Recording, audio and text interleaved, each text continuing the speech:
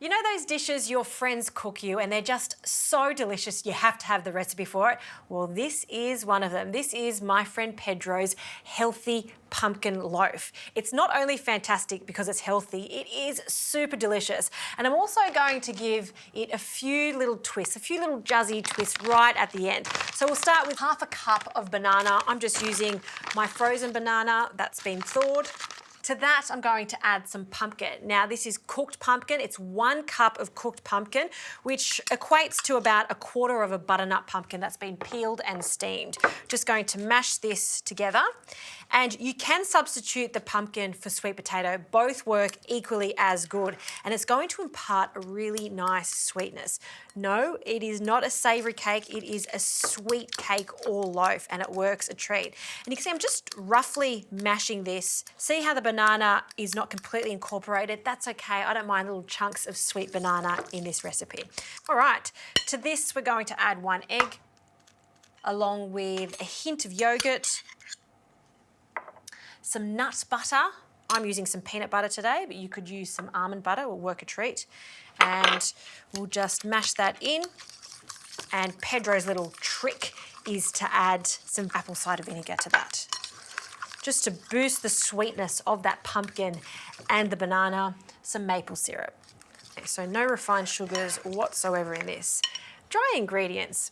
We are not using any flour here. In fact, I'm using oats. I place them into a food processor to make them into a flour. You can actually buy this now, but it's just so easy to do at home too. Some almond meal. So in with the almond meal. I've also got some whole almonds here that I've roughly chopped. I love the texture of them, so they can go in. We do need some raising agents for this, so I've got a combination of baking powder and also bicarbonate soda. And pumpkin loves cinnamon, so a good hit of cinnamon. Grab a spoon and we'll just mix all of that together. Okay, let's incorporate the dry ingredients into the wet ingredients. Just grab a spatula, we'll pour that in, and then we'll just fold everything together. And that's how easy it is to do. Don't overwork it. You just want to really fold that in just to get that batter nice and even. Now, you can put this into a springform tin if you like. I'm using a loaf tin. I've just lined it with some baking paper, press that down, and this is going to bake at 170 degrees for about 40 to 45 minutes or until it's golden on the top and cooked through.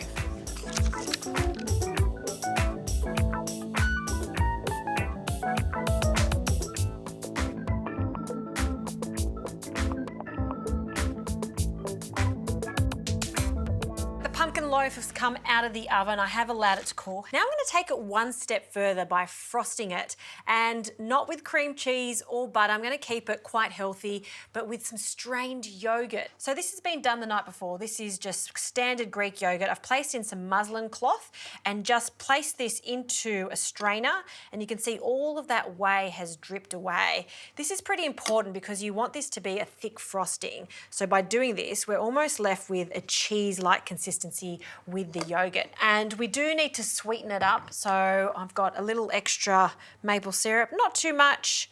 We just want a couple of tablespoons worth. I also like a hint of lemon zest in this. About half of this lemon should do. And using a spatula, we're just going to fold everything together. You don't need to whip it really well or anything like that. Just folding just to sweeten that yogurt. And that's an instant healthy frosting right there.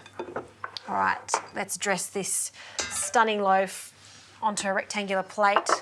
We'll take it out onto our plate and we'll add some of this frosting over the top.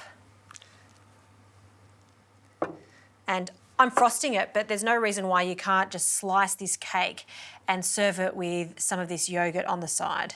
Totally up to you. And because this year I've become a real green thumb with my planting, I've been growing some Johnny jump ups. You see these in the gardens, but there's no reason why you can't grow these in your kitchen now. They are so beautiful and they're edible and they just look stunning on a cake. So I'm just going to just trim a few of these. You can see how happy this plant is in my little hydro garden. So I'll take a few of these away and we'll just decorate this cake with these stunning flowers. Not only a healthy cake, but a pretty cake. And I just find this quite therapeutic to be able to grow your own herbs. So I also grow mint and parsley, but growing edible flowers is such a treat to do too. Look at that, looks like it's straight out of a cafe. It's not done yet. I like to add a few crunchy almonds over the top. All right, morning tea time, afternoon tea. This is good whenever. I'm gonna slice this end bit off first, and then I'm gonna go right in here for a big chunk and just have a look how incredibly moist this cake is. No flour added. That is made with oats and almond meal.